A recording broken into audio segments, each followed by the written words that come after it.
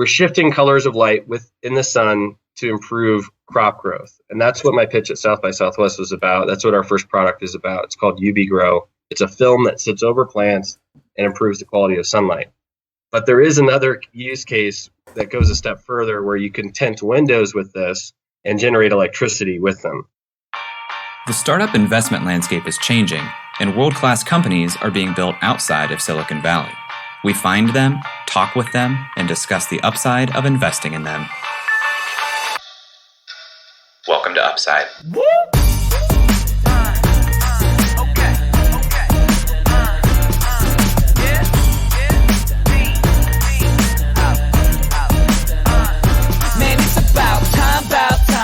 Hello, and welcome to the Upside Podcast, the first podcast finding upside outside of Silicon Valley.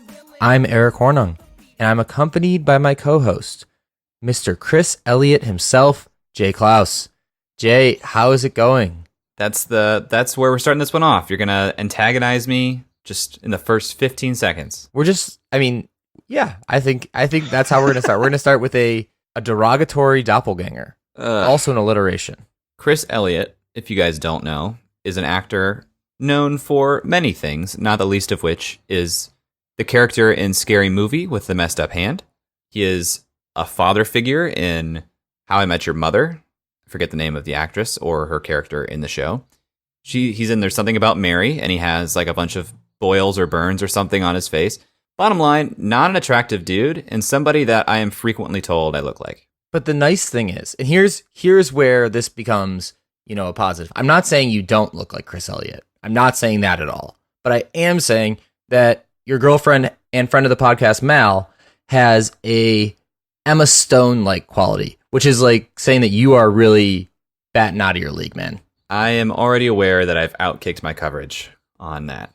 I think that's the phrase, right? I think that's the phrase. I think batting out of your league is not the phrase. I think I used the wrong phrase. No, it's similar. Fighting above your weight class, out of your league. A lot of sports metaphors in the dating realm. In life, there's really.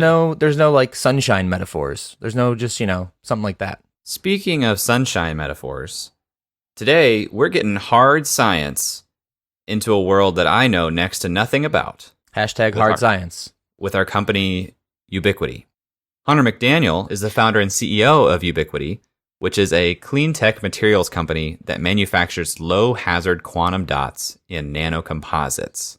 Eric, I did not even know what a quantum dot was, but I did pull up the description from Wikipedia. Before I read that, I would love to hear you try to describe what quantum dots are. Jay, I'm going to be honest. I glazed over the minute you started saying science words, so this is going to be a tough interview for me. Well, let's hear from Wikipedia. Quantum dots are tiny semiconductor particles a few nanometers in size, having optical and electronic properties that differ from larger LED particles. They are a central theme in nanotechnology. When the quantum dots are illuminated by UV light, some of the electrons receive enough energy to break free from the atoms. This capability allows them to move around the nanoparticle, creating a conductance band in which electrons are free to move through a material and conduct electricity. So, Eric, UbiQD came on our radar at South by Southwest, because they're a part of the pitch competition, which they end up winning the 2019 South by Southwest pitch competition in the hyper-connected communities category. My understanding is that UbiQD is offering a technology for solar panels that is superior to what is out there today. That's my understanding as well. And man, that long definition, I actually kind of understood it. They were founded in 2014, based in Los Alamos, New Mexico. They've raised about $2.7 million of investment so far, including multiple grants, angel investment, friends and family. I believe they had a $750,000 grant from the National Science Foundation. There's actually a pretty great YouTube video that's less than 90 seconds about UbiQD and their quantum dots inside of a solar panel that, if you're interested, I would encourage you to Google. UbiQD is spelled UbiQD. We can also put that in the show notes. Correct. Jay, do you consider Texas the Southwest? Say no. No. Texas is its own thing. I consider Texas, Texas. Yeah, so do I. So this is our first company from the Southwest. Pretty exciting stuff. Well, guys, we're going to get a definition from Hunter on quantum dots and hopefully a really good breakdown to make this even more accessible. As you're going through this interview, if you would like to share your thoughts with us, you can tweet at us at UpsideFM or email us hello@upside.fm. We'll get into that interview right after this. But before we do that, let's bring in Scott Gano, an attorney at Taft, Stettinius & Hollister, to teach us about data privacy and security. Taft is a full-service law firm known for assisting entrepreneurs across the heartland. As a reminder, the following remarks by Taft attorneys are for informational purposes only and are not legal advice. This information is not intended to create, and receipt of it does not constitute an attorney-client relationship. No person or organization should act upon this information without first seeking professional counsel. Scott, we made it through the disclaimer. How are things going? Things are going great. Thanks for having me. Scott, thanks for coming on. Always appreciate you being here. If I'm a first-time founder, are there any privacy or data security standards that I should know about? Absolutely, but it can be a challenge, especially for US-based companies, because unlike a lot of countries around the world, we don't have a universal privacy and security federal law in place that sets standards clearly for all industries. Rather, we tend to handle it in sectors, healthcare sector, financial sector, consumer reporting sector, that each have their individual standards for protecting information, such as HIPAA in the healthcare space. Likewise, we also have the challenges of a global economy, where data is not just coming from the United States anymore. There might be implications for individuals that live in the European Union or Canada or the Asia Pacific region.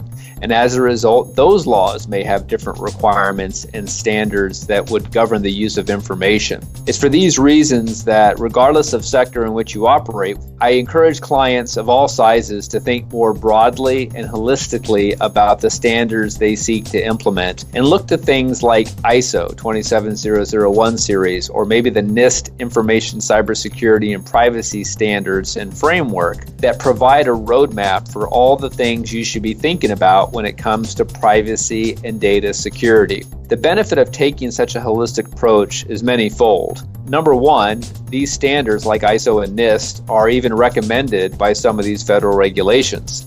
So by following them, you may very well be checking all the boxes with an applicable law. But they're also helpful because they allow one standard across your enterprise that all employees can follow. And that's very important here. It's important to be legally compliant, but you got to be able to operationalize that compliance. And if employees don't understand the policy, get confused by it, or can't implement it universally in the same way across the board for all types of data, the chances of compliance are reduced significantly, and the chances are increased they're going to make a mistake. And when something bad happens, having such a program in place that is holistic with a commercially and industry standard like ISO or NIST in place really puts you in the best position to defend your practices. I always say it's not a sin to have a data breach or even have something bad happen, but it's a sin not to have a plan in place that you at least anticipated the risk and had something in place. So following a universal standard that's out there can definitely help you on many fronts. And I encourage organizations to look at that well before their product hits the market, so they're ready to go, ready to grow, and tackle the opportunities and not just the compliance requirements. Awesome. Thanks for that, Scott. If people want to learn more about Taft or yourself, where should they go? We make it easy, taftlaw.com, or you can also find me on LinkedIn.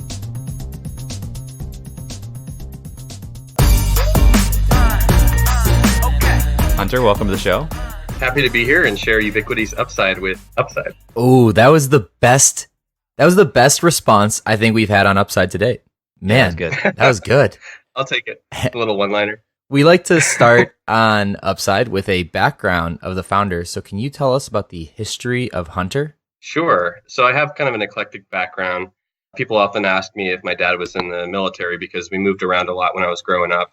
I went to kindergarten in Kinshasa, Zaire, moved back to the States after that, and lived all over. My dad was just in this position where they were moving him constantly to different places. And then my parents ended up moving to Thailand when I was in high school. So I graduated from the International School of Bangkok. And in between, there were all sorts of interesting places that we visited and lived. And then after that, my parents lived in some additionally interesting places. But because I was in high school, we didn't have in-state tuition anywhere. So it wasn't going to save my parents any money to choose, like, we consider ourselves sort of a Texas family because my parents had both went to Texas A&M and grew up in Texas and a couple generations before. And so they were hoping that I would go to Texas A&M or stick in Texas where they considered their home base. But we didn't have in-state tuition in Texas. And so they felt really bad about dragging me to Thailand. And so I chose to go to the beach, basically, Santa Barbara. So I studied physics and electrical engineering at UC Santa Barbara. You could call it a college. It ranks pretty high, but the dorms are like right on the beach and there's like girls in bikinis everywhere and lots of distractions. A fun place to go to school, but also a good place to get an education. And then I kind of got the bug there for materials because I worked in a group as an undergraduate researcher where they were studying quantum computing, and enabling those breakthroughs were advanced materials. And it was often the materials guy in this lab of physicists, really smart guys working on these extremely complicated problems. But it was the guy that made the materials that was like the most important person in the room. They're always looking to him and like, can you do it? And like, what do you need? Like, well, we've got a big budget here. We can buy equipment and stuff. And I just convinced myself that I want to be that guy in the room of super smart people, like the guy that they all depend on. And so that motivated me to get a PhD in material science and engineering. And I had the fortune of going to one of the top schools in the country for that, University of Illinois, which is quite a transition, as you can imagine, living on the beach to like being in the cornfields in Illinois, where it's just like cold and dreary most of the year. But that really enabled me to focus. And I think it was critical, kind of inflection point for my career, was that I had nothing else to do really besides the research. And I got really passionate about the research. And I had an opportunity at that point to start working on nanomaterials. Previously, it was kind of quantum, and there was a little bit of nano in there. But my PhD was on nanocrystals. And a specific class of nanocrystals is this material that we're commercializing called quantum dots. But I had that opportunity because of a specific professor, Moonsub Shim. So I have to give a shout out to him. He's very inspirational to me. And he had written a book with a famous guy in the field of quantum dots that was a staff member at Los Alamos National Laboratory. And so he was able to write a very strong letter of recommendation and get me in the door with this top tier research group at Los Alamos. So after I finished my PhD, I came to Los Alamos National Laboratory to work on quantum dots further. But in particular, we had an industrial collaborator that was pushing us in the direction of more environmentally friendly materials, lower costs and things like that, and very applied. They had a specific use case in solar energy in mind. And that's where I co-developed the founding technology of the company. We had this portfolio of patents and then these papers, and it was really this, in my mind, miraculous material that we had developed. And that was the impetus behind starting the company. Unfortunately, that industrial collaborator was kind of having a difficult time in their markets, and they weren't pursuing they consider this exploratory R&D. They pulled back out of the United States as a Japanese company. And so that left me with the opportunity. I was really frustrated. I was like, gosh, this is like really ready for prime time. And I put all this work into it. And the lab was kind of like, well, we're open to you starting a company. They would have liked to support me more maybe than they did, but they weren't against it per se. And so I was able to negotiate after I left the lab. It's kind of a complicated story, a license to the technology. And that was the founding moment of the company back in 2014. Wow, super efficient story getting us all the way through there. I want to back up a little bit and dig deeper on even the term materials. You wanted to be the guy in the room where all these super smart guys were looking at the guy who built and handled the materials.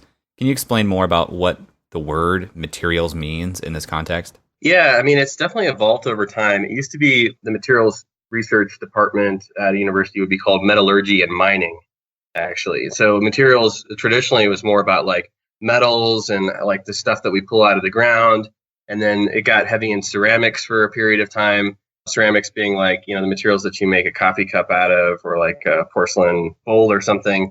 So those are different kinds of materials. And then, polymers became big, like The Graduate, that famous moment in The Graduate where he takes Ben aside at his graduation party and he's like, I've got just one word for you, plastic. And that was like the 60s, right? So like plastics. And then I think it was also in, what's that movie, the Christmas movie? Guys, I'm drawing a blank all of a sudden. But plastics, were big like back in the 60s and 50s and stuff. And then, came like the semiconductor era where we had silicon chips developed and LEDs and stuff like that. And so all that stuff would be kind of in this world of materials. You have like some buckets that you can put it in. polymers or soft materials, ceramics, which are like really, really hard materials, metals, semiconductors. And then over the last like maybe 10, 15 years, it's evolved into like more quantum materials, nanoscale materials, which lead to emergent phenomena. Like if you take a semiconductor, like a chunk of semiconductor, it has certain properties like silicon, right? And you cut it in half, the two pieces have the same properties. It doesn't really change. The dimensions change. You keep cutting it in half, but eventually you get down to a size regime where the properties start to change in really funky ways. And if you spend enough time understanding the way that the properties change, you can tailor those properties.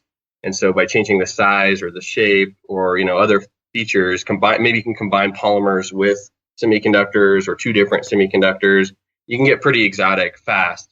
And that research group I was in Santa Barbara, they were interested in materials for quantum computing, which means that you have these sort of states, like the charges will be in the material in a certain configuration, and it's very delicate. And those two states or multiple states would interfere with each other and create this continuum of different possibilities. So in a typical computer, you have a 0 and 1, but in a quantum computer, you have this whole spectrum of different states. And in order to achieve that, you really have to have a perfect material, like literally like no defects, or sometimes the defects themselves are what give you the properties. So you have to control very precisely the positioning and the type of defects that you introduce. And then they also go to extremely low temperature in order to basically eliminate any thermal vibration or noise that can interfere with these states. And so you can imagine it's a very delicate system and requires extreme precision in the materials. And the guy that I'm thinking of was just an expert at making these perfect materials, like layer by layer, single crystal, and then they can introduce defects and things. And my role in the lab at the time was that they understood that when they cooled down those materials in the presence of a magnetic field, like the Earth's magnetic field, that introduced some sort of defects into the material.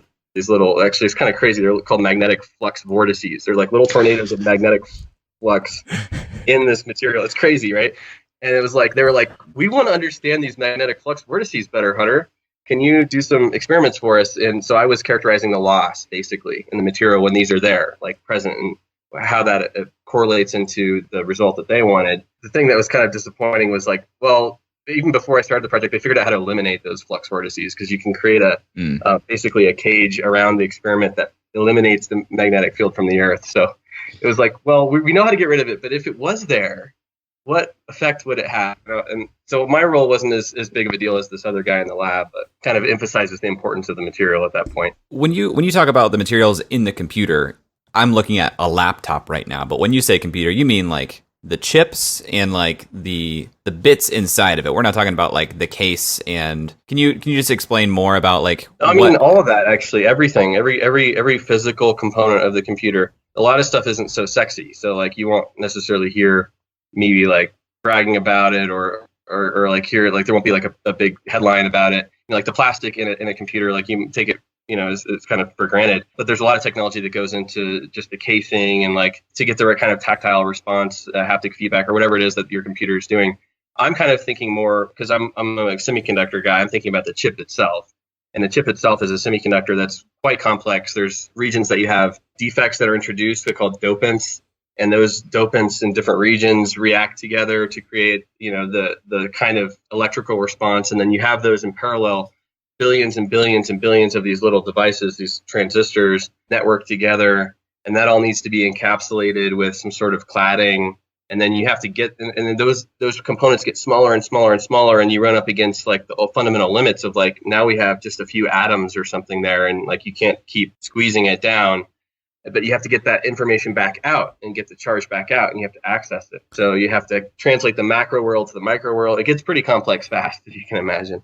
Pretty interesting stuff, though. Yeah. A couple terms that you threw out. So you mentioned quantum technology and nanotechnology. Nano, is familiar to me as like super small.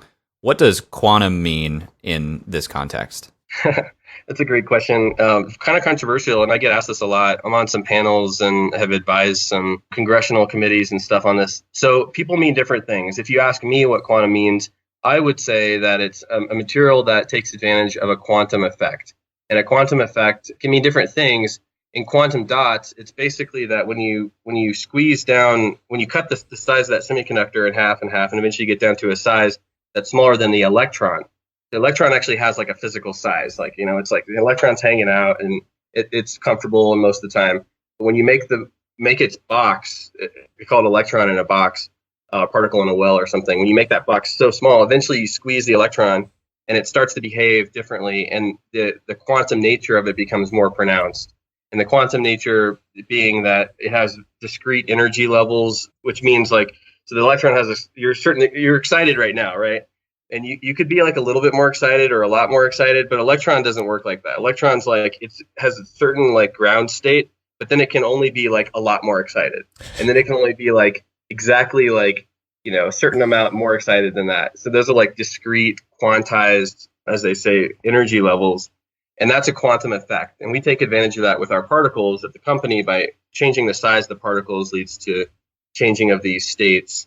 But most people don't mean that nowadays. Like if you look at like Congress passing a bill recently that's supporting quantum research in the United States because it's becoming very competitive globally. And they're talking about quantum information, which is more about like quantum computing or cryptography or this whole notion of being able to do computational work with beyond two states, beyond like a 0 and 1 into the whole spectrum. And so they talk about like only a few bits being necessary to do the same sort of calculation as thousands or millions of these Boolean bits. And so it becomes very powerful in principle because you need a lot less space, a lot less material to do way more. So you could go way faster in terms of the computations that you could do. But it's also really difficult to apply that technology because the situation has to be really perfect. Like most of those quantum computers operate at less than 1 Kelvin. So we're up here at 273 Kelvin. I'm on Kelvin. I guess I could do it Celsius, minus 273 Celsius, which is like it's like basically absolute zero. So it's really expensive and hard to keep the materials that cold and then make it practical. You mentioned your dad had a position that moved you around a lot. You're a little vague about that position. Was that a 3-letter agency or was that a corporation? No, he worked for Chevron for 30 years, roughly. All right. And then after that, he went into he went to a younger, like a startup, oil and gas startup in Texas before he retired. But no, it was just Chevron. People, because I tell the story about all the places I live, sometimes people think that he was in the military because it sounds like, and I often share similar stories to folks that were in the military or kids that grew up in a military family. But no, it's just oil and gas. So, Chevron going around the world trying to pump out that oil. Yes, not too different than like, the military, I feel like sometimes, out there in global conflicts, because it can be very militaristic on the oil and gas side as well. These quantum dots now, we've gotten to the subject of quantum dots, which is what Ubiquity is all about. Before we dive deeper into Ubiquity itself, how do you guys physically handle such tiny particles? Like, what does that look like, how you're manipulating things at that size? Well, it's a lot simpler than you'd expect, probably. They are super, super tiny, and it's hard to imagine how tiny they are. 10,000 times smaller than a human hair. If you stack them end on end 100 times, then 100 times again, you still wouldn't span and then 100 times more, you still wouldn't span your fingernail. You can't see them with a normal microscope, but we don't have to pick them up individually. We don't have to, access them one by one.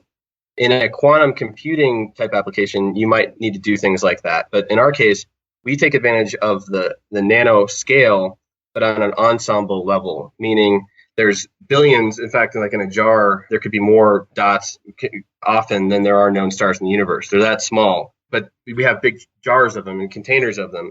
And that's because that we're taking advantage of their properties on an ensemble with the aggregate effect, basically. There's many of them together. But the properties that aggregate has is driven by that nanoscale behavior. So they don't stick together and lose that nano feature, if you will. Like when they're in a powder form, they still maintain that at least that we spend a lot of time making sure that happens, that they maintain that nanoscale property, but then with a lot of it, because there's just so many of those particles. And so we can easily put them into liquids, and they can be deposited like a paint, like sprayed down or poured down and drop cast down. We can mix them into polymers, and then they behave very similar to like other pigments for plastic, like colored pigments, dyes, or whatnot. So it's actually relatively easy to handle them, but we take it for granted maybe all the work that's gone in over these 30, 35 years to develop the material to that point where they are very easy to handle. So in your description, or in the description of the company that I found, saw cleantech materials.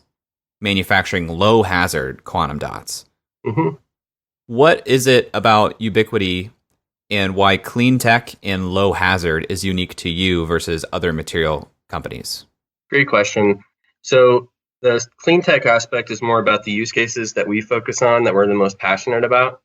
And then the less hazardous, I think sometimes we'll even go a little bit further now. We're more confident to say non-toxic is really a consequence of the alternatives that exist in the marketplace today. And that's our differentiator really is, there's several, but the key one is the composition of matter that we're using avoids the toxic heavy metals or acute toxicity of other kinds of quantum dots. And it's unfortunate, but this is often the case in materials, that the material that works the best or is the easiest to make is the most expensive or the most toxic. Just like that, that's just a lot we have in life. And when it comes to quantum dots, it's even more true because the original quantum dot was based on cadmium, which is highly regulated because it has acute and chronic toxicity. And then if you want to go into other regions of the spectrum, like if you want to make different colors beyond the original colors, they were often using a lead-based material. Lead is a little bit less hazardous than cadmium, but it's obviously not good stuff, right? The more current material that's used in industry, like in most of the TVs that you buy today from Samsung, for example, use what's called indium phosphide. And it is cadmium free, and they tout that it's cadmium free, but it's a known carcinogen and it has acute toxicity. So our differentiator is that we've developed this composition of matter that's based off of copper and zinc. It's a sulfide, and there's no known carcinogenicity. And we've done some studies ourselves that show that it essentially doesn't have any acute toxicity. There's more work to be done. Like we haven't done human studies. These have been on like rats and mice, and then others have done studies on different kinds of things. But so we avoid this toxic elements, and that's why we say low hazard. There is some concern sometimes about the small size being a hazard in and of itself, but we're not aware of any data in our size regime that would make you particularly concerning. And we also put them into plastics almost all the time. So they become kind of a macro scale thing pretty quickly. On the clean tech, we'll get into it as we talk about the company, but it's just the markets that we focus on are really about sustainability, about energy efficiency, and food production, really making food less expensively. So something you just said, I think, is important to drill down on. You mentioned the quantum dots currently used in things like a Samsung TV. So quantum dots are something that are already being leveraged and put into market. You guys are an innovation on a better or different quantum dot. What is the span of what quantum dots are used in now? Well, so I mentioned that they've been around for about 35 years, and that's the original publication. It might be 36 or 34 or something, but it was a while ago. And until about the first company started to come out in 2003 or so, but they were really early to market. And they didn't have any products, or they maybe made a few stumbled attempts to launch products that didn't make it for some good reasons, mostly cost. The first real products, like where it was really starting to happen, was only 2013. So it took 30 years or so to incubate this technology in research institutions before it was ready for prime time. And throughout that time, people came up with all sorts of crazy ideas, and there were some niche markets developed. Like I think the very first product might have been Christmas lights. Like there's a company that launched multicolored Christmas lights that were of different color quality. I mean, it's kind of, like really, like is that really the killer application? And then there was another company that launched the light bulb. They could make a better quality of light, better spectrum. I guess I should say what they do. Like why do people care about quantum dots? They're really effective at converting color of light. So you can make blue light into red light or green light, and you can tune the color of light with the size of the particle. That's the quantum effect. So this ability to change the color of light with nearly 100% efficiency is a platform. There's tons of things you could use it for, but always involving light in one way or another. So Christmas lights, there was a light bulb. There's a $100 light bulb that didn't sell. People are using them in medicine to, like, you could put a quantum dot into a cell, like a green quantum dot in cell A, and then a red quantum dot in cell B. And then you can watch the cells move around, and you can track their fates because that's the one that had the, whatever. And so they're used in medicine for biolabeling, as they call it. And then but those were kind of niche applications. They didn't really take off. Where it really took off was when they figured out how to use these materials to make displays better, TVs, smartphone, tablets, things like that. And the first killer product really was by Sony, partnered with a company called QD Vision in Boston. They've since been bought by Samsung. but they launched a television that used quantum dots to make very color accurate display. So like the reds and greens were just like the image would look exactly like it would look in real life. And then it was also about 20% more energy efficient. So it's a better TV, it's more energy efficient, and it leveraged the existing capacity that had already been built up for LCD TVs. So when people talk about a quantum dot TV today, like a Samsung TV, it's actually just an LCD or LED. There's a lot of marketing jargon that goes into TVs, but it's the same TV really that's been more or less the same stack of materials and stuff, and the basic working principle that's been around for a while. But quantum dots it's a film that slides into that TV and just makes it way better. You have to swap out one other component, but it's a cheaper component, so it saves money. But then the Amazon Kindle Fire had a quantum dot display in 2014. And then at CES this year, I believe there were like 11 brands talking about new quantum dot products on the market. And I think it was around 60 new models, which is like twice as many as 2018. So it's kind of like, rapid growth now, but it started in 2013. And that was part of the motivation behind me starting the company. Not that I wanted to go into the display industry, which I really don't, and we're not in display, but that was just like the aha moment that like quantum dots have finally made it. And I think last year there were like 2.5 million TVs with quantum dots sold. So, and those are like $1,000 TVs or something. So there's tens of billions of dollars of quantum dot displays out there in the world now, which is pretty cool. Like going from like a fundamental materials technology that's like, really out there back 20 years ago to like, you can go to Best Buy and buy the product now. Okay. So I think that gave me most of the context to piece this all together. Explain to me now the ubiquity quantum dot and the difference between what is already on the market and in things like these displays. Yeah, I mean, they're very similar in a lot of ways. We take advantage of the size effect. So they get down to whether it's cadmium selenide, which is that old school one, or indium phosphide, which is what's in a Samsung TV, or in our case, it's called copper indium sulfide. Kind of getting into the weeds. These are different compositions, but the size of the particle is roughly the same, like on the order of maybe 4 nanometers, 5 nanometers, which means it'll have like a few thousand atoms per particle. And then we can make those particles smaller, and that color becomes more towards the blue, like a green or a blue or a cyan. And their particles can do the same thing. And they have very similar crystal structure. These are actually crystals, like the atoms are in a periodic array. So they're called nanocrystals, really tiny particles that have a periodic arrangement of atoms.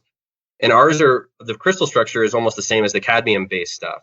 And if you look at the periodic table, maybe you guys don't do that very often, but if you do, it would be like, oh, I get it. Because like when you look at the periodic table, you can see cadmium and selenium. That's like the traditional quantum dot, cadmium and selenium. And the lattice has cadmium, selenium, cadmium, selenium.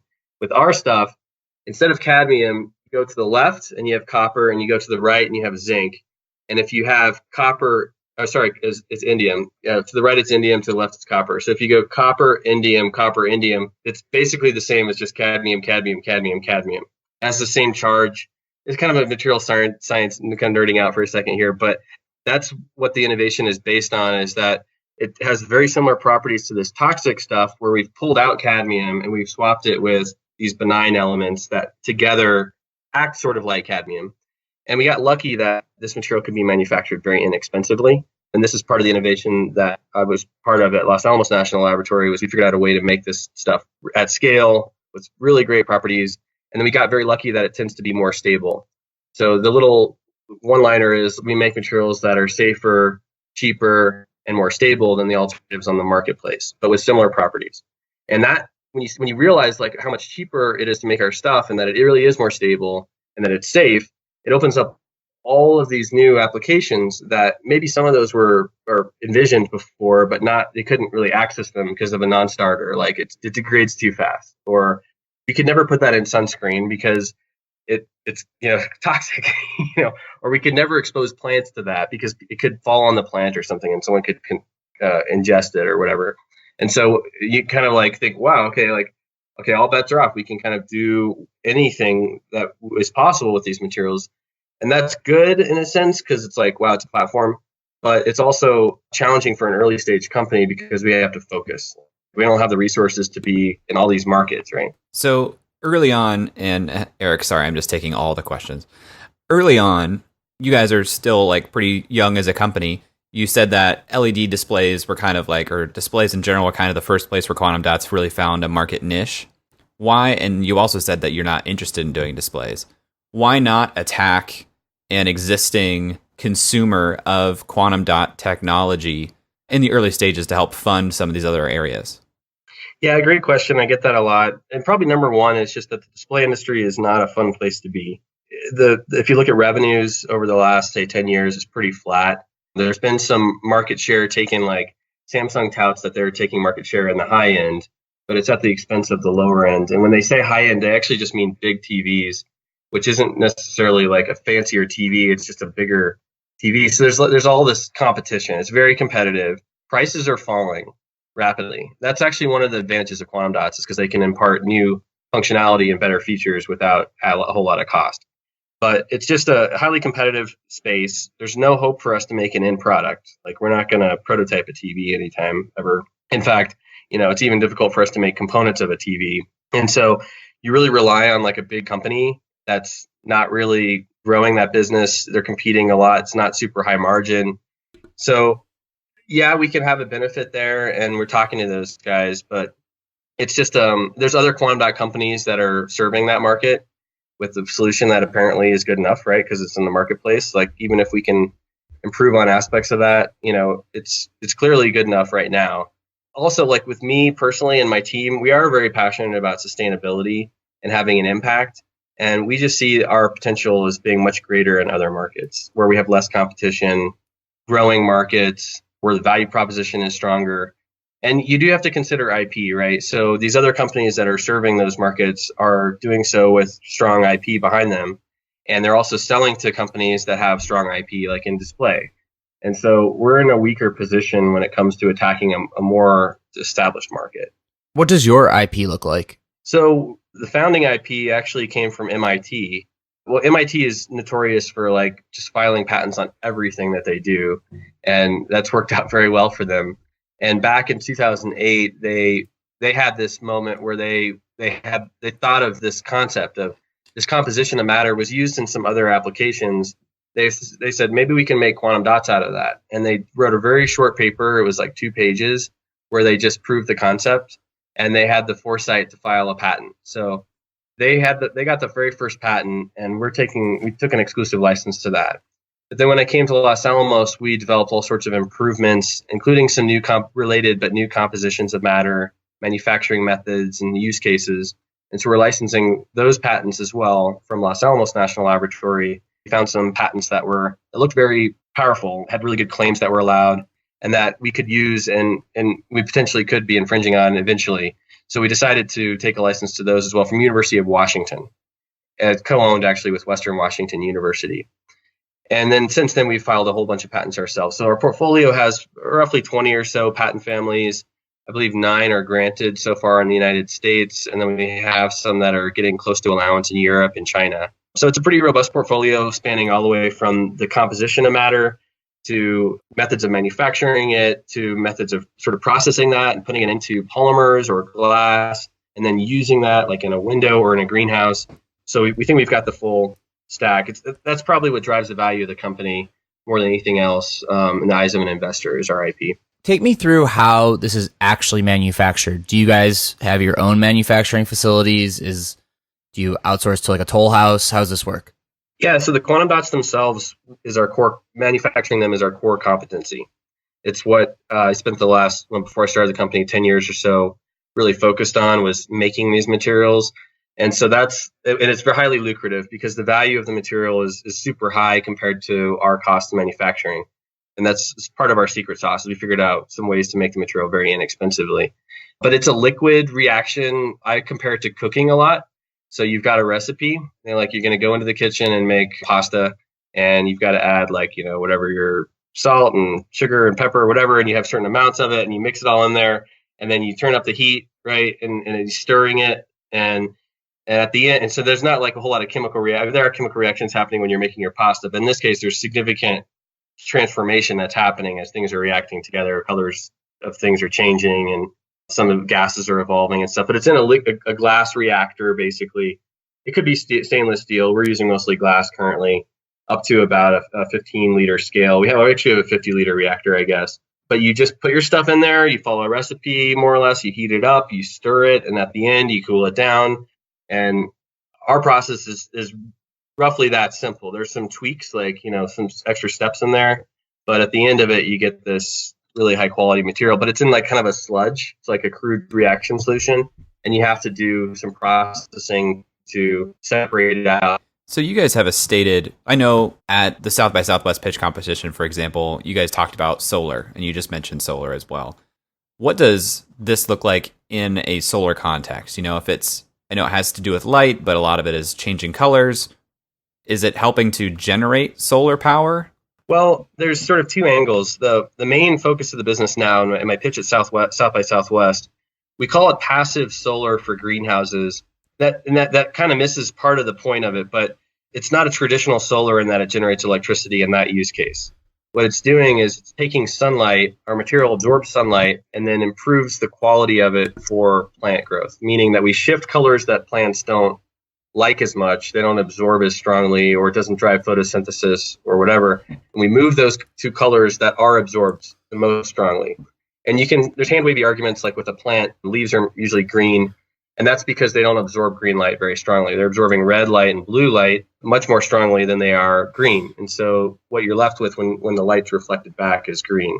And so it's not as simple as we just take green light and convert it to red light.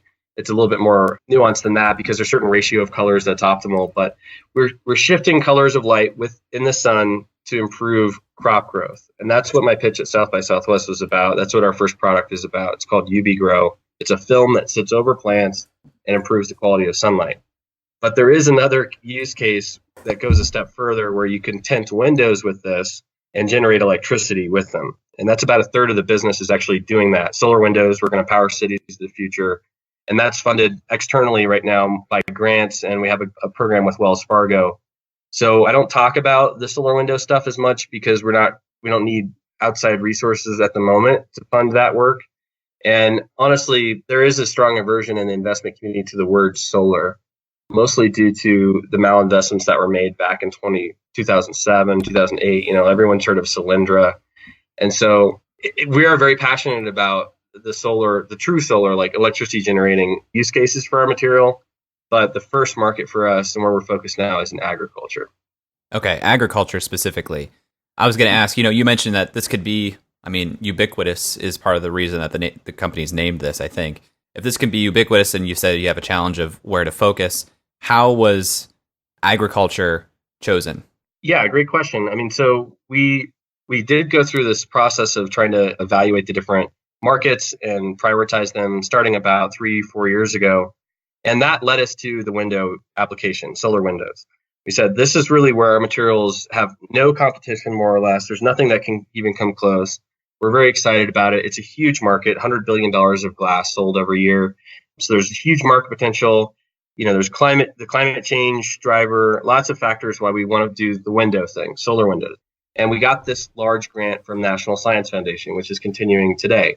And National Science Foundation is very savvy in that they push the small businesses that they fund with these kind of grants to do customer discovery and a lean startup method. Go out there and figure out who your first customer is.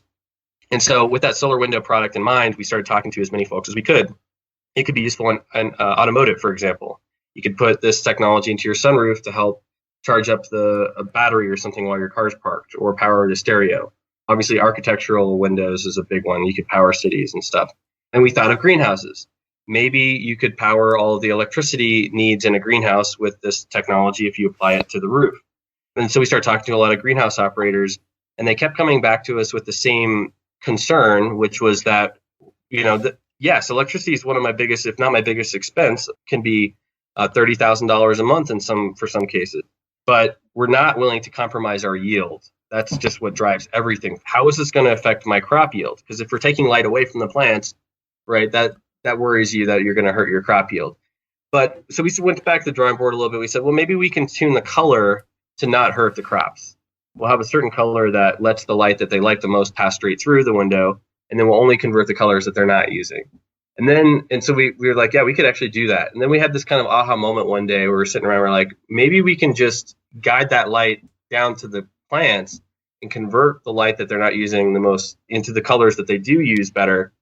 And it was a much simpler product without getting into the weeds on how it all works. You don't have to have wires. You don't have to have little small solar cells, which is the way the window works around the edge of the glass. Greenhouses are a much faster sales cycle. And the construction materials industry is just such a hard market. So we started testing about 2 years ago, putting our stuff into film and hanging that over plants. And we were shocked by the results that we saw. And so since then, it's been just increasing the bar increasingly every time we do a trial, larger scale at a higher baseline yield in a commercial setting, as many plants as we can get under the film and so on to really validate that it actually works. And what use cases? Is there a specific climate? Is there a specific cultivar, a certain type of tomato, like cherry tomatoes or heirloom tomatoes? Or, hey, look, it'd be great if it works on cannabis. Let's try that out. That seems like a good market to target, that sort of thing. And so we've drilled down on some target markets. We still have work to do, but we figured out that was really a great market to be a first market for us in general, agriculture and greenhouses. How do you price that? I mean, we have a price now. You can buy the film. You guys can go to our web store and buy the film now.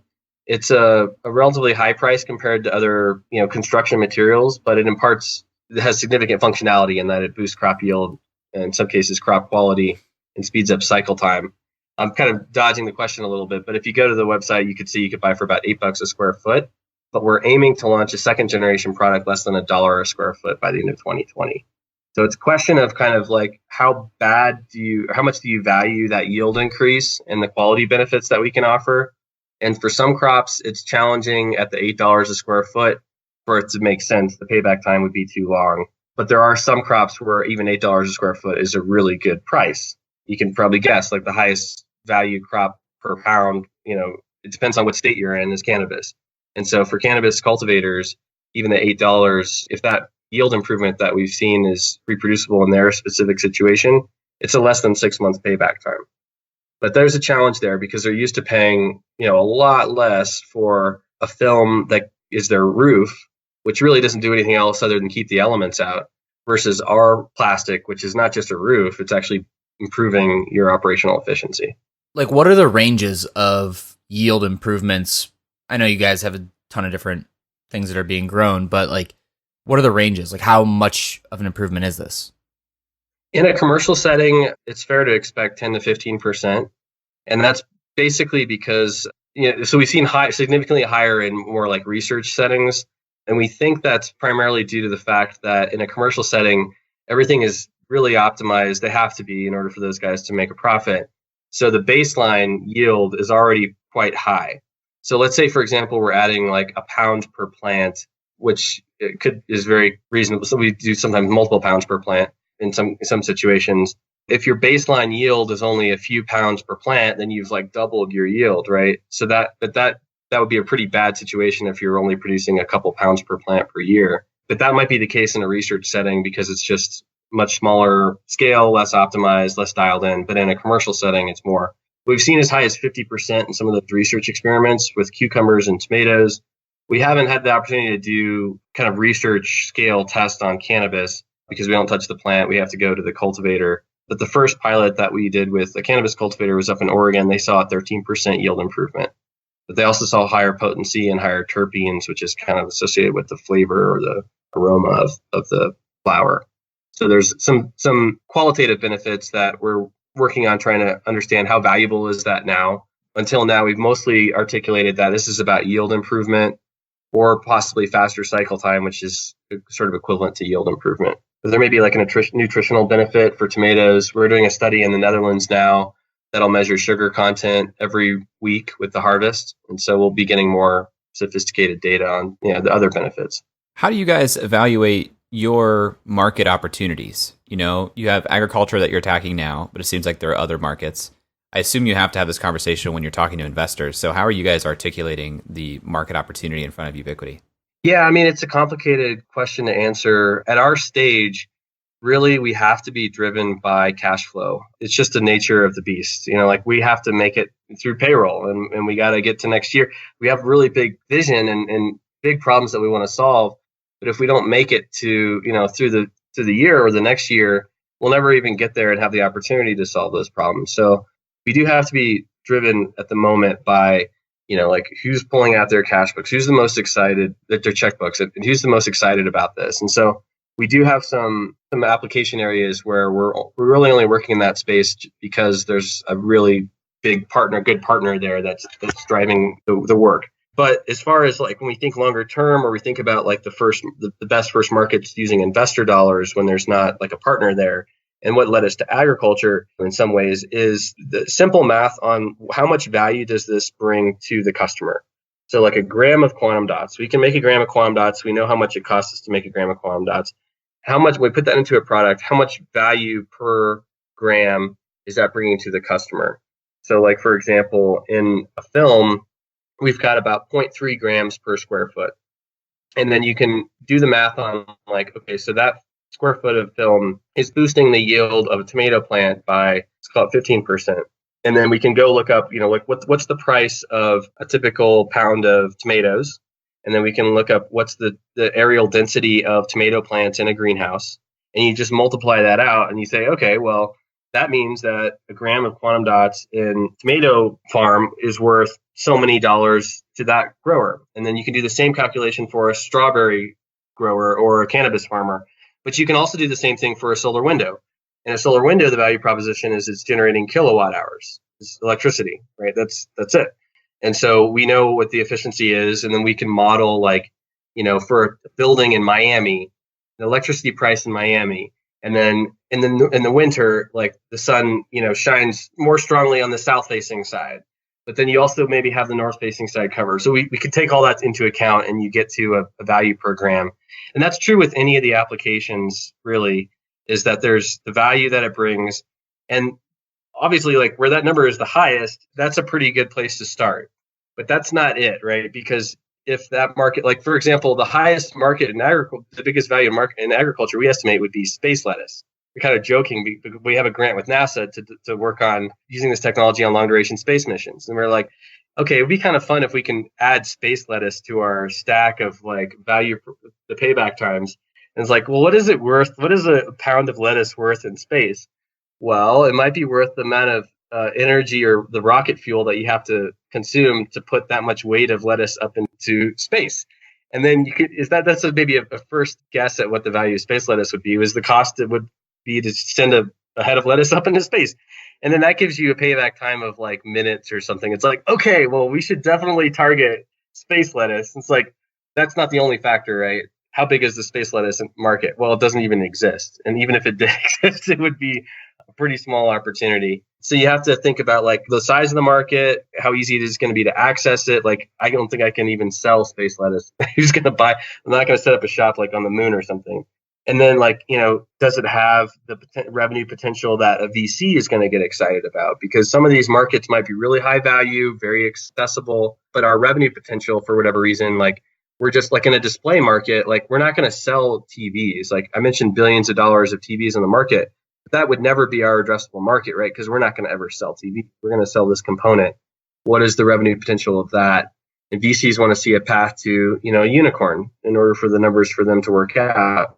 So there's a calculus, but I think where we always start with is what is the value proposition? Where is the value proposition the strongest? Like make this material for a cost we already know, but like where is it the most valuable? And for us anyway, I think agriculture checks a lot of those boxes. What do you guys look at internally as kind of your KPIs or how you're performing? Lately, one of the biggest ones is our ability to produce. And I guess I didn't fully answer the question earlier about like our manufacturing process. We make the material that goes into film, but we use a contract manufacturer to actually make the film. We don't want to be in the business of making windows, building window factories, or there's already capacity built up to make windows in agriculture film. So we want to leverage that. One of our key performance indicators is our ability to produce the enabling material that goes into film, but then also how successful have we been with our contract manufacturing partner to actually produce out the other side, like actual product. Currently, we are selling that product direct. It's just a consequence of the early stage of this technology. Longer term, we want to be in partnerships where our partner is mostly doing the selling.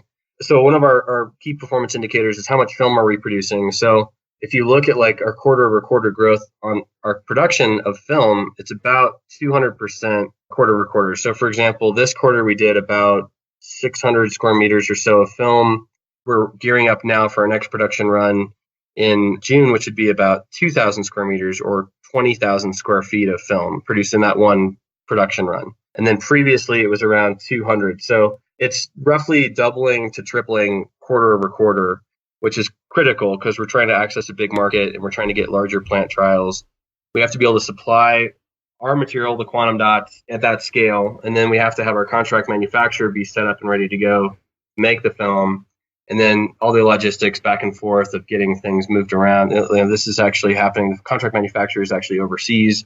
And so there's a lot of shipping involved. We also have a queue of pilots and a queue of customers that's growing. So we want to see that continue to expand. We're about to do our first pilot in Northern California in about a week. Also, not in terms of numbers of states, but also countries. We just installed in the Netherlands. We have a pilot in Spain. We're talking about doing a trial in Thailand and other parts of Europe.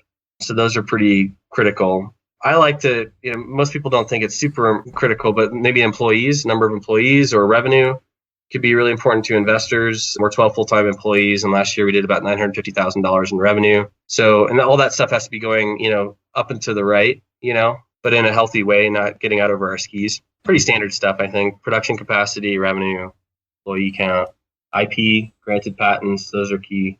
Are there any obstacles to producing the enabling material, like in larger quantities? Our headquarters building here in Los Alamos, about 10,000 square feet. And only about 2/3 of it is finished and productive. So we have about 3,000 square feet or so, 3,200 square feet of potential manufacturing space that's just not completed. So that's actually one of the reasons why we purchased the building, is because it had that potential. But there's just a long time scale for those renovation projects and then dollar amounts. I mean, we can get it financed, but that's a critical need, is resources for funding capital investments. It's a very lean manufacturing process, though. So in that 3,000 square feet, we think we can supply millions of square feet of film, material that can go into film. We're not making the film, but we can make enough material. Like for example, a 15-liter reactor, we can produce enough material for about 6,000 square feet or so of film in a reactor about this big.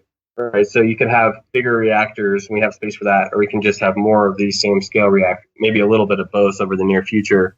Gets us to a huge amount of production capacity, and it's enabled by the fact we don't make the film ourselves. If we actually wanted to build a film factory, that's a whole nother tens of millions of CapEx. Have you guys evaluated the idea of bank debt instead of equity? Because you kind of have this old school business model. I'm not saying the technology is old school, but materials as a business, you said, has been around for forever, since we were pulling metal out of the ground. So I feel like banks could wrap their head around it. Is that a way you've ever looked from a manufacturing perspective? Yeah, to some degree. I mean, we do have a mortgage on the building, so we were able to get some debt that way. Some of our financing has been convertible debt, but it's not traditional like a bank loan, but it is debt in that sense that converts into equity at some point. Yeah, I think banks are very risk averse, and at a company our stage, it's very difficult to access that kind of capital. But as our revenue grows and as it becomes de-risked, basically, that there's a market, because it's a new concept. It's not like we're making some sort of product that's already out there, right? It's a new concept, and so the best, and in some cases maybe the only way to convince a bank that this concept, this technology has demand, is revenue. And so, the question becomes, what level of revenue is going to be compelling enough to get $1 million loan at a bank? Or maybe you don't start with $1 million loan. I've kind of got the advice, just develop a relationship with your bank. Just take out a $5,000 loan if that's all they'll give you, and then pay it back. And then they'll give you a $10,000 loan, and then pay it back. And then, you tap that line of credit and be a good customer, and then they'll develop some So maybe some of that, we should do some of that sort of stuff. But we do have some debt. We have access to some extent, that kind of financing. Last question for me, Hunter. You mentioned your dad was working for Chevron. You have a PhD in this hard science realm, but now you're running a company. How are you learning how to do some of the more, strictly entrepreneurial challenges? That's a great question. I'd say I got my MBA in the School of Hard Knocks, because really everything I've learned about business, I've learned by just trying to do it and then failing a lot of times. My investors probably wouldn't like to hear that. And that's just why investors are very averse to funding first-time CEOs or technical founders, is because they rightly know that those folks like myself have to make a lot of mistakes to learn. But I think, the key to entrepreneurial success is embracing failure and learning from those mistakes, embracing those mistakes as key learning experiences. Now, you have to be careful not to learn the wrong lessons, right? Like if you're working on the wrong problem, you might learn some sort of key insight, but it's about the wrong problem and it's not the right insight. So it is challenging, but I'd say that, I learned most of what I know now by at the beginning, like how do you start a company? Someone told me go to thecorporation.com or something like that. And you could just fill out now I would just do it myself because I realized then they start charging you monthly fees and stuff when you sign up for stuff like that. And then you got to figure it out sooner or later yourself. You can hire cheap attorneys to help with stuff. And then you realize actually it's better to spend the money on a more expensive attorney and things like that. But, figuring out how to use QuickBooks and how to set up a employee handbook and HR processes and how do you actually receive money when an investor wants to write you a check and how do you negotiate a partnership and how do you pay taxes on everything? It's everything is taxed. It's just you get a nasty letter from someone that says you missed blah, blah, blah, blah, blah, or you better shape up or ship out or whatever. And you just kind of learn over time that way. And I also was always very passionate about markets, even before I got into materials. Some of my first jobs is because I wanted to mess around with stocks and get involved in investing. And so I sat on listened in on a lot of conference calls, and I had a lot of experiences that way too. You think that some company or whatever is a great investment, and then they have good earnings, and then the stock tanks or something, and you're like, well, that's interesting. What happened there? And then actually, the way you learn how to make money in the stock market is by losing a lot of money in the stock market. I actually had a great year last year, but the first, in terms of my investment portfolio, but previously, I had a lot of really bad years, and I think that's the secret is that as long as you're willing to roll up your sleeves and do the work and accept learn from your mistakes, I think you can pretty much figure anything out, whether it's starting a business or starting a podcast or whatever it might be. You guys probably stumbled at the beginning too, and that's what made your program the great one that it is today, right? Is those lessons that you learned early on. I still stumble through most interviews, so we're doing great. Hey, you guys did great. Like I said, don't sell yourself short. You're doing a really great job here. You're probably one of the few investors who had an amazing 2018, so congrats on that. I have one last question. Is the company going to stay headquartered and centered in Los Alamos for the foreseeable future?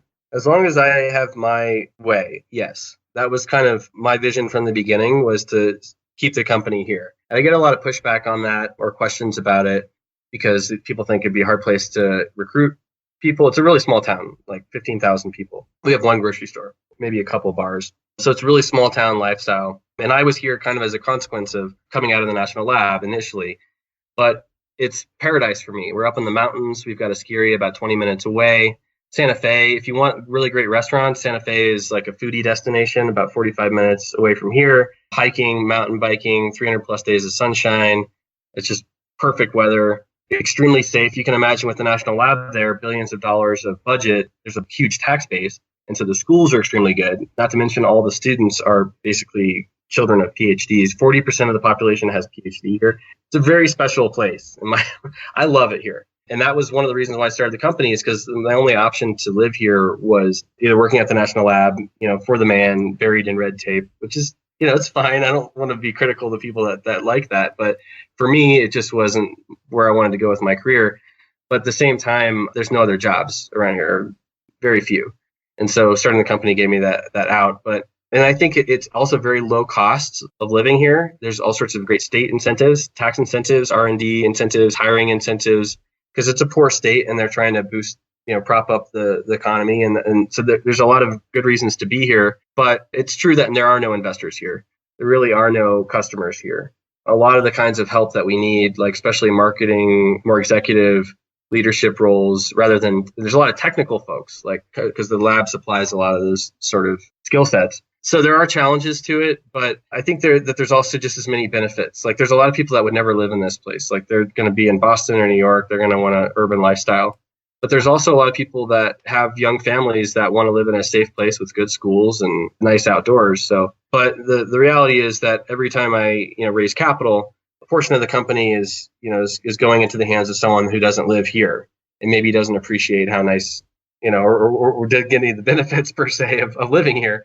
And so, that's kind of something that I struggle with a little bit, that over time, eventually it may just be out of my hands and the company may get acquired. But as long as I have my way, we're going to stay right where we are. And we own our building here. Awesome. Hunter, this has been great. If people want to learn more about you or UbiQD, where should they go?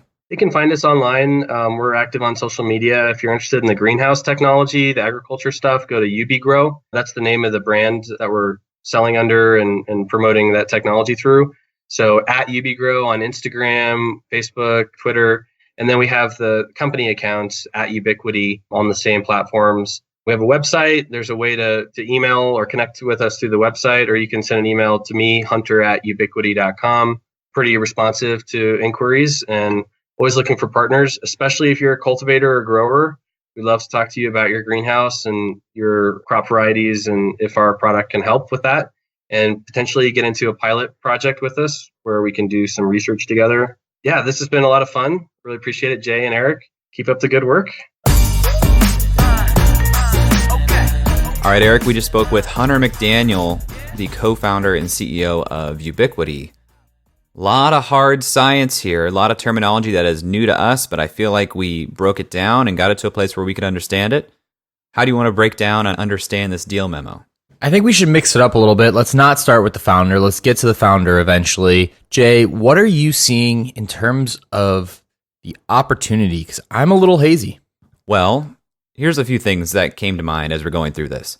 One, the company's named UbiQD because Hunter is seeing that there are ubiquitous uses for this type of technology. He mentioned in the interview that focus and finding use cases that they wanted to start with is one of the biggest challenges for the company, and they landed in agriculture. This would not have been the opportunity I would have guessed, but they seem fairly confident in it. We spent a lot of time talking about current quantum dots and the use cases for them. I'm a little surprised that that's not the path forward that UbiQD is trying to go after, but they also seem like a pretty mission-driven company. So agriculture comes in not only as a use case that they think will be lucrative and beneficial from a business standpoint, but also something that is, doing good in the world and furthering sustainability. When we look at these hard sciences companies, I feel like we see this great technology. It got pulled out of a university or somewhere, right?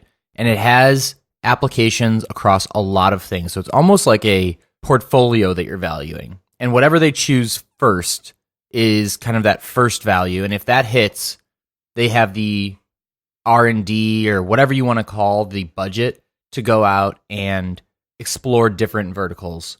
So valuing that is tough because it's all predicated on this first market that they pick being successful. And then you can expand into other markets. How do you think about the total size of the market when we look at this from with our investors hat on? Well, let me back up real quick and give you another story that I think is relevant to think about here. I had a close friend of mine who was working with the innovation department at Ohio State, and he got to look at a lot of the technologies they were trying to commercialize there. And something he said to me stands out every time we talk to a university-based technology or a hard science technology. And his point was, you look at all these technologies and innovations we find within a university setting, they have patents on this technology, and what you find are a lot of them have incremental value over what is already existing and commercialized. But if it's not a 10x improvement, it's really hard to take that incremental value and actually commercialize it and make it worthwhile. So I think a lot of the hard science companies come up against that because they're saying, okay, we know this is objectively a better technology, but how much of a better technology is it, and to whom, and how do we commercialize it to them? And I think that plays into the question of use cases and where to go to first. Hunter talks about UbiQD and their quantum dots being low hazard, cheaper to manufacture, and safer. So those are two really good standpoints to get us towards a 10x improvement in a market. But again, this is why I'm looking at, okay, well, where are they already used? Because the people who are going to understand the incremental value best are people who are already purchasing and using quantum dots. In the agricultural space, those users are going to have to look at this and say, okay, for us to change our system, we're going to have to be really compelled to see that our yield is increasing much higher or our opportunity to increase our yield has to much outweigh the risk of a new technology coming in and maybe decreasing the yield if it's not done carefully. The thing that is encouraging to me is that Hunter mentioned they had almost $1 million in revenue last year, $950,000 in revenue. That's a really good metric and stake in the ground for technology at this stage, I think. Yeah, I would agree with that. I think this 10x problem is interesting because Hunter told us that if you have this tomato plant and it's producing 2 pounds of tomatoes with the UbiQD, I'll call them windows, in the greenhouse, you're getting 3 pounds of tomatoes instead of 2. That's not quite 10x, but to a greenhouse that's producing 200,000 tons of tomatoes in a year, that's a lot of tomatoes. I don't know, I'm making up a number, but producing 300,000 tons, that seems like a pretty significant improvement. Yeah, and I mean, the 10x idea, I forget who kind of coined that as saying like innovations need to be 10x better than what exists previously. That idea was from a consumer standpoint and from a user experience standpoint, I'm pretty certain. In a setting like agriculture where they can measure their yield quantities so specifically, if you can prove mathematically and with data that you have an incremental improvement and you can equate that to something to your bottom line, I'm sure that there's a much bigger difference in a commercial setting like that. To another point that Hunter made, he said, at this point, they are producing 200% more film quarter over quarter. I think that's a really great metric too. So from an investor standpoint, to your original question, I'm going to, okay, what is the overall market size and opportunity here? Because I'm getting some good indications of product market fit within that segment. How big is that overall market opportunity for that segment? And then what are the other segments that UbiQD is going to go into? Do you have any numbers on that? I didn't get anything from the interview of a market size, but did you find anything in your research? You know, it's a tough thing to kind of nail down. So I think I have some flag posts that we can play with. Okay, what is the size of this market?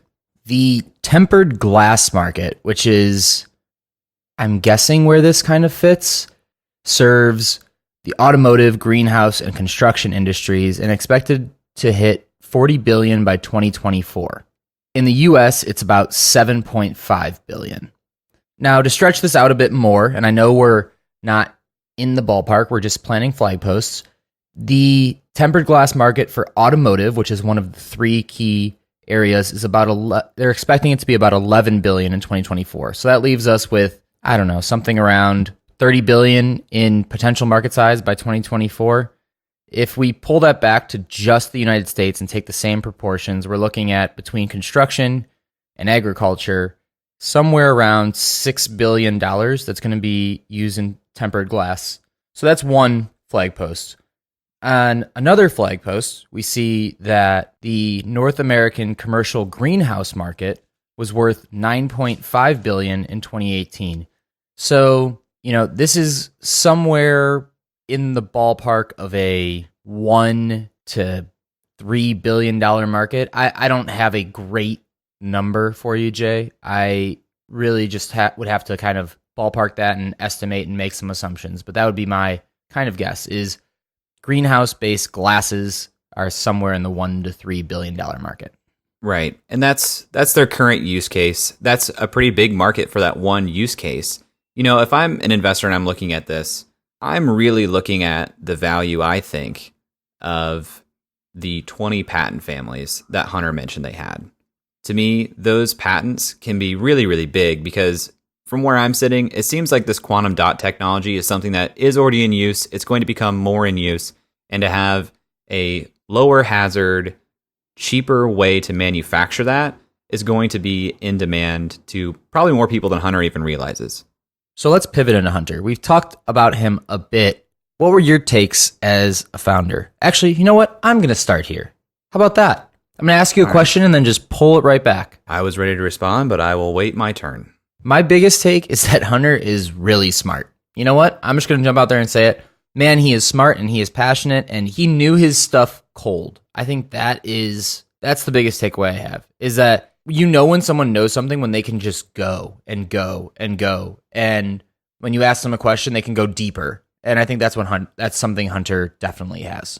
Real hot take. The founder of a quantum dot company is really smart. There are founders of tech companies that are in the hard sciences that don't have the same depth of knowledge as Hunter. We just interviewed Haley from Mito, and she would tell you that she doesn't have a PhD in epoxy resin additives.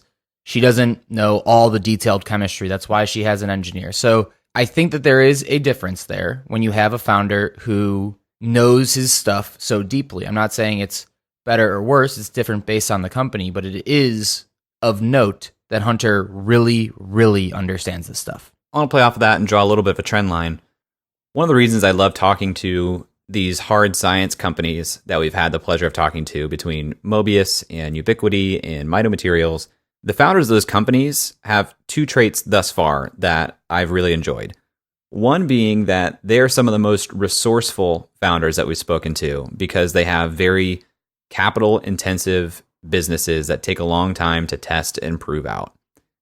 Second, they talk to us with more candor than probably any of the other founders that we talk to. They give us just full behind the scenes details into how things are going, what they've tried, what's worked, what's failed, where they feel like their shortcomings are, and they're working on them actively, but there's less of a paint a shiny picture, fake it till you make it type of mentality that I get from these folks.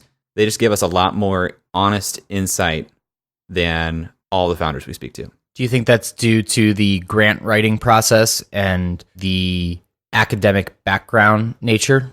I do. I think that part of it is they come into entrepreneurship from a different angle. I think most people who come into a business setting or who are starting a company somehow get trained with this pretty common way of approaching things of like, sell the vision, tell the story, make everything look great, fake it till you make it.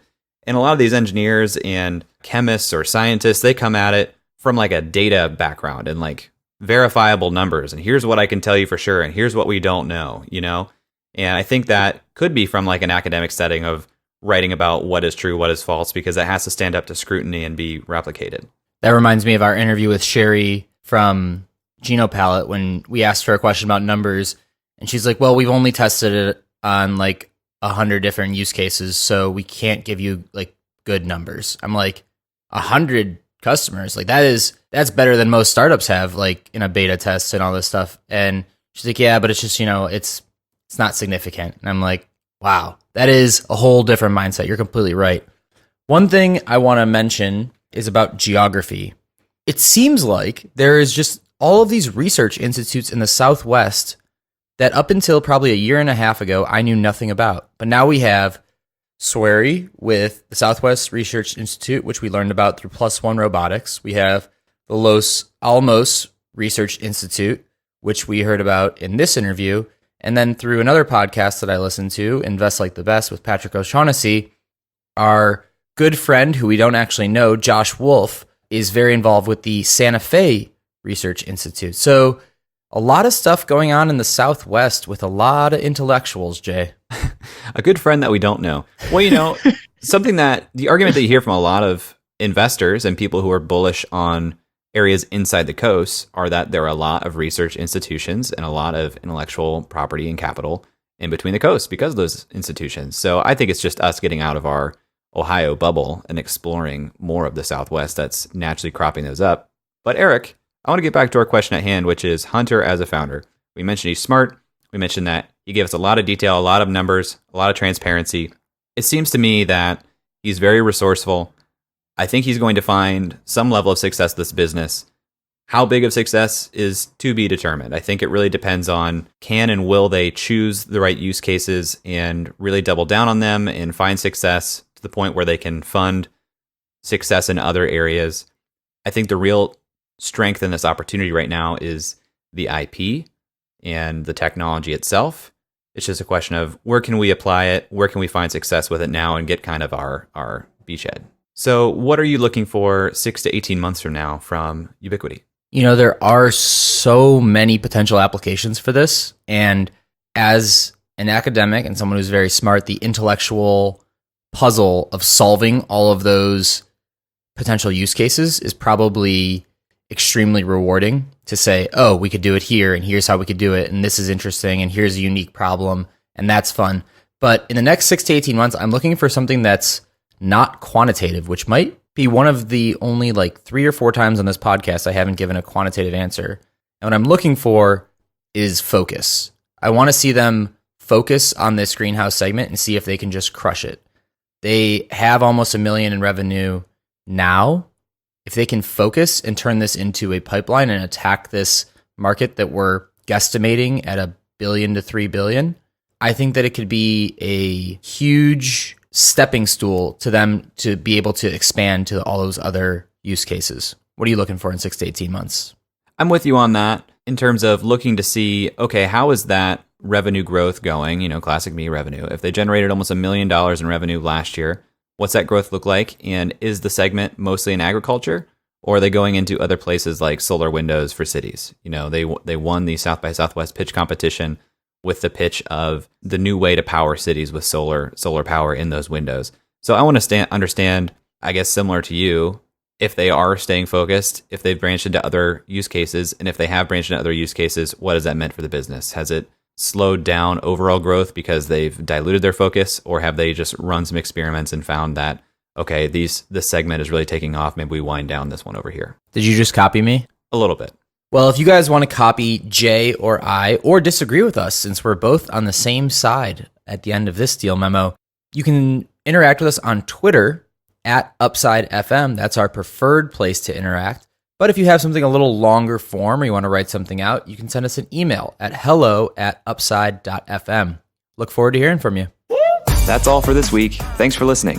We'd love to hear your thoughts on today's guest, so shoot us an email at hello@upside.fm, or find us on Twitter at UpsideFM. We'll be back here next week at the same time talking to another founder in our quest to find upside outside of Silicon Valley. If you or someone you know would make a good guest for our show, please email us or find us on Twitter and let us know. And if you love our show, please leave us a review on iTunes. That goes a long way in helping us spread the word and continue to help bring high-quality guests to the show. Eric and I decided there were a couple things we wanted to share with you at the end of the podcast, and so here we go. Eric Hornung and Jay Klaus are the founding parties of the Upside podcast. At the time of this recording, we do not own equity or other financial interest in the companies which appear on this show. All opinions expressed by podcast participants are solely their own opinion and do not reflect the opinions of Duff & Phelps LLC and its affiliates, Unreal Collective LLC and its affiliates, or any entity which employ us. This podcast is for informational purposes only and should not be relied upon as a basis for investment decisions. We have not considered your specific financial situation nor provided any investment advice on this show. Thanks for listening, and we'll talk to you next week. Never mind. Bro, that can't be matched. I'm lighting it on fire. Used to run victory laps, and still I'm not even tired. It's all about the timing, yeah, that's what they say. Well, I'ma keep on rhyming, find a way and get it.